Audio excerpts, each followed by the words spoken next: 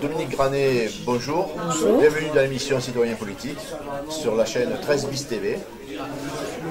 On vous a demandé de mener un objet. Quel est l'objet que vous avez mené ou que vous avez l'intention de mener, voilà. Alors l'objet que j'ai mené, c'est une croix.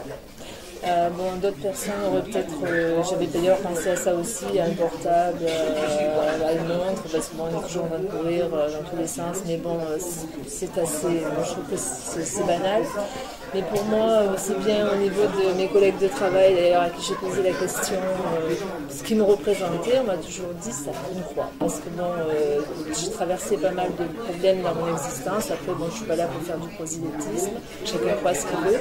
Mais moi, personnellement, c'est ma façon d'avancer, ça me permet d'avancer. C'est quelque chose qui a marqué mon existence et qui me booste. Parce que c'est la croix, c'est... Disons, je me dis que malgré toutes les problèmes, les difficultés qu'il peut y avoir, si on a la foi dans ce qu'on fait, quand on croit en soi, et qu'on croit déjà en soi, on peut avancer. On pourra toujours avancer. Parce qu'aujourd'hui, vous avez mis un bracelet. Oui. Voilà. Et j'ai même un tatouage sur le bras. Bon, ça, est-ce qu'on le montre? Est-ce qu'on ne le montre pas? C'est vous. Ça, c'est moi. Voilà, ça, on ne le montre pas. D'accord. Oui, donc vous avez besoin de porter et la présence, d'avoir la présence. Vous vous sentez protégé? Je me sens protégée. Après, bon, comme je vous le dis, c'est chacun. Oui, bien sûr, c'est individuel. Vous n'avez pas peur, même si c'est un bijou, un objet de qualité, même vous n'avez pas peur qu'on pense que c'est un signe religieux qu'on met en avant? Non, je pense pas, parce que le signe religieux, je vais vous dire personnellement, moi que quelqu'un porte autre chose qu'une croix, ça ne me dérange absolument pas. Ce que je n'aime pas, c'est qu'on impose, par exemple, tout communautarisme confondu. Je veux dire, vous savez, aux États-Unis, il y a Amish qui s'habille d'une façon. Bon, après, on a un mode de vie en France qui est que, bon, on doit s'habituer au mode de vie français.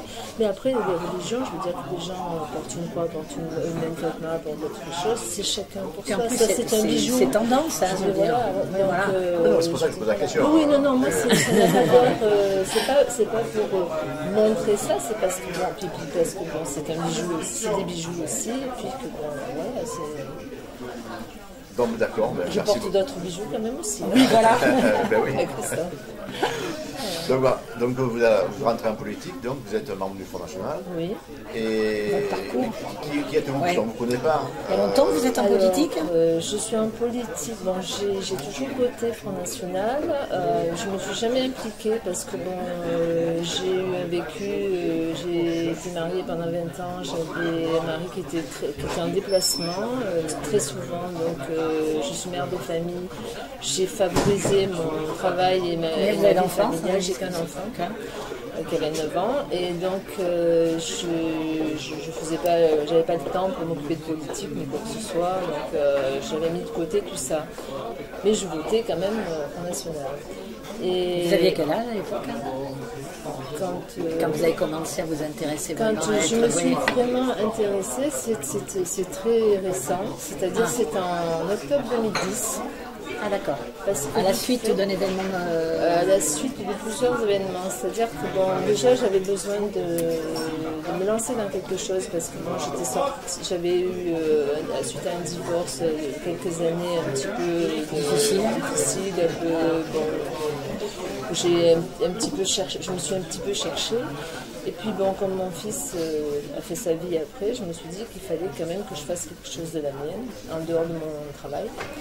Donc je me suis dit pourquoi pas la politique, puisqu'après tout j'étais quand même dans un milieu, je travaille à la sécurité sociale depuis 40 ans, je vois ce qui s'y passe, je me rends compte des problèmes de beaucoup de gens, des abus et puis des personnes qui par contre elles ne demandent rien et qui sont dans une injustice. Donc, voilà, une injustice.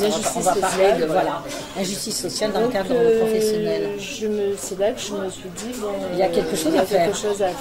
Et du fait que de mes convictions politiques, je suis allée frapper en octobre 2010 à la porte du Front National. Et là, guerre de temps après, j'ai fait la connaissance de Frédéric Beccanetti, et là, ça a été un engrenage, puisque moi, je commençais à m'impliquer. Votre métier fait que peut-être vous pensez que le Front National répond à cette interrogation?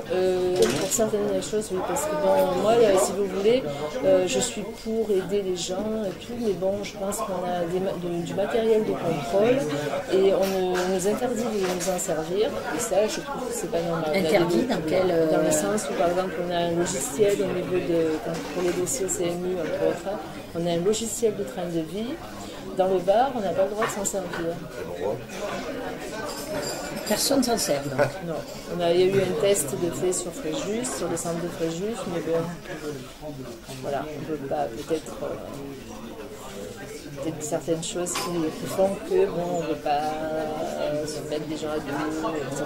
Oui, c'est cloisonné. Voilà, mais alors qu'on pourrait très bien, je veux dire, moi, quand vous avez des personnes, vous avez certaines personnes qui arrivent, qui sont dans le besoin, qui demandent rien des fois, parce que bon, vous avez des gens qui sont au RSA qui vous disent moi je fais du bénévolat pour pas qu'on me donne de l'argent pour rien, tout ça, et puis qu'à côté de ça, vous avez quelqu'un qui arrive avec des clés de BM, qui vous les jette sur la table et qui vous dit je vis de rien. Mais... Alors c'est pas... Il y a un manque de logique et de disparité. Oui. Je dis pas que la personne forcément va tricher, mais bon, on a du matériel pour le faire. Faire la part des choses, c'est difficile. Alors pour mieux vous connaître toujours, parce que là on abordera la politique après. Vous faites quoi alors au-delà dans votre vie? Vous travaillez, mais après vous avez des loisirs, vous aimez quoi? Donc au niveau des... Moi j'aime beaucoup comment dire, faire des balades, la nature. J'ai besoin de la nature prendre l'air pour me ressourcer. Une randonneuse Pas forcément randonneuse. Aller promener. De temps en temps, je vais prendre ma voiture, je vais partir. D'accord. Donc j'aille me ressourcer ailleurs, en dehors de la ville. Alors je suis quelqu'un j'aime bien la ville aussi, j'aime bien faire les boutiques. Le shopping et tout, tranquille. Mais de temps en temps, j'ai besoin de ça parce que bon, c'est vrai que même au niveau de vous aérer, voilà. Oui, de m'aérer. Parce qu'au niveau du boulot, par exemple, bon, on est de moins en moins, on a de plus en plus de pression, de pression, et il faut décompresser, il faut respirer. On a besoin d'autre chose pour décompresser. Et sorti de là, bon, je ne peux pas dire que j'ai un hobby particulier, j'aime un peu tout, sinon la lecture, un cinéma, je n'ai pas de choix bien précis, je m'intéresse un petit peu à tout. Et de temps en temps, quand même, je vais un petit peu voir mon fils et ma belle-fille qui sont dans le Haut-Var. Et les petits-enfants, peut-être? Je vais être grand-mère dans 2 mois. J'aurai de l'occupation autre que la politique. J'ai une vie de famille. Mais oui, voilà, ça c'est important de le dire. Oui, c'est important. Dans votre jeunesse, est-ce qu'il y a un moment, un phénomène de société qui vous a révolté, qui vous a interpellé, qui vous a fait descendre dans la rue? Bon, j'ai fait mes 68 comme tout le monde, mais je pense que bon, c'était pas trop. Je faisais pour ne pas aller au lycée, je crois. Pour le fun. Pour le fun, voilà, comme tout le monde. Voilà. Mais je pense pas que c'était par conviction. Après, il n'y a rien d'autre qui vous a dans la. Non, pas particulièrement, parce que moi j'ai eu une éducation assez rigide. Mon père était militaire, très gentil, militaire. Ma mère n'était pas militaire, mais moi, elle avait son bon caractère. Donc j'ai eu une vie assez rigide, je reconnais. Et du lycée, je suis partie direct à Paris. J'ai travaillé, je commençais les impôts pendant 3 ans à Paris, donc j'ai connu le monde du travail directement. Donc l'adolescence, je l'ai faite, je pense, à 50 ans, quand j'ai divorcé. J'ai eu ma période, qui n'a pas duré longtemps, mais qui a duré quand même un certain temps. Voilà. Mais bon, il n'y a pas eu d'effet marquant, on va dire, dans mon adolescence. D'accord. Alors, politiquement, oui, voilà, politiquement, qu'est-ce qui prime? Quelles sont vos priorités? Alors, politiquement, déjà, connaissant la position du Front National, voilà. Disons que moi, je suis, comme je vous ai dit, je suis pour. Déjà, ce que je critique chez les autres partis, c'est que malheureusement, depuis qu'ils sont au pouvoir, rien n'a changé vraiment. Quand il y en a un qui s'en va, c'est l'autre qui prend le relais, mais c'est toujours la même chose. Moi j'ai vu au niveau aussi bien de mon travail, l'évolution de la sécurité sociale, que ce soit de gauche ou de droite, on a toujours plongé. On part toujours dans le même sens, vers le bas. Alors que comme je vous dis, il y aurait beaucoup de travail à faire. Les gens ont besoin qu'on soit... Les gens ont besoin qu'on leur vienne en aide, mais bon, il ne faut pas faire non plus de l'assistanat en quelque chose que ce soit. Je veux dire, aussi bien aider quelqu'un, c'est bien, mais je pense que pour le relever, il faut quand même l'aider à déjà trouver du travail. Je pense que quand on rentre dans le monde du travail, on reprend un goût à la vie de société. On redevient quelqu'un. Après, quand on laisse la personne toujours dans l'assistanat, elle sort de la société et elle attend, elle est là juste pour attendre qu'on l'aide. Là, vous êtes une élection départementale, on n'est pas... Oui, non, mais c'est ce que j'essaie de vous dire. Donc, on parlait d'être un peu plus sélectif. Disons que à l'échelle départementale, on est un département qui est en train de s'appauvrir. Il y a d'autres départements, mais celui-ci... Parce qu'il y a un taux de chômage aussi qui est très important. Il y a beaucoup de chômage. Les jeunes ne sont pas aidés à la sortie des études. Maintenant, on leur propose le RSA RSA jeune. C'est pas ça qu'il faut leur proposer. Il faut leur proposer du boulot. Quand vous voyez que même là, les commerces... Moi, je suis très pro commerce de proximité. Je préfère aller faire mes courses. Même si ça revient cher, je les préfère... D'abord, c'est plus sympa, ça permet, voilà. On va parler avec les commerçants, quand vous allez dans une grande surface, c'est anonyme. C'est froid. Vous parlez même pas aux gens parce que vous croisez énormément de personnes, mais vous me dites c'est froid. Donc les commerces de proximité, on ne nous aide pas, ils ferment. Alors que vous les avez dans certains petits villages, moi je suis du Revest, donc maintenant le Revest ça commence à être un petit peu plus moderne, mais vous avez eu combien au départ de commerces qui ont fermé? Ces gens-là ne les aident pas. On aide donc favoriser le commerce. Moi, je serais pour le petit commerce. Donc ça, c'est une bonne chose. Demain élu au département. Vous allez faire des efforts pour que le petit commerce soit soutenu. Pour le petit commerce soit soutenu. Les personnes âgées, puisque là c'est pareil, là on essaie de les maintenir à domicile, mais la famille ne peut pas toujours financer. Même quand on les met dans des maisons de retraite, les maisons de retraite sont très chères, hyper chères, et on n'a pas la qualité de vie non plus, puisque moi j'ai eu le cas à un moment donné de quelqu'un de ma famille qui était placé en maison de retraite.